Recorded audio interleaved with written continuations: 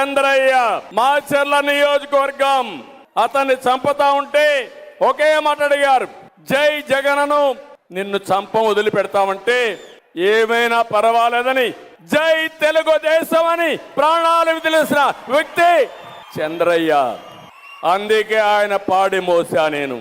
మీరు చేసిన త్యాగాలు నా జీవితంలో ఎప్పుడూ మర్చిపోలేను. ఒకటే మీకు హామీ ఇస్తున్నా, కుటుంబ పెద్దగా నేను మీకు అండగా ఉంటా, తోడుగా ఉంటా, మిమ్మల్ని పైకి తీసుకొస్తా. ఏ కష్టమన్నా చంద్రన్న మీకు అండగా ఉంటాడని మరొక్కసారి మీ అందరికీ విజ్ఞప్తి చేస్తున్నా.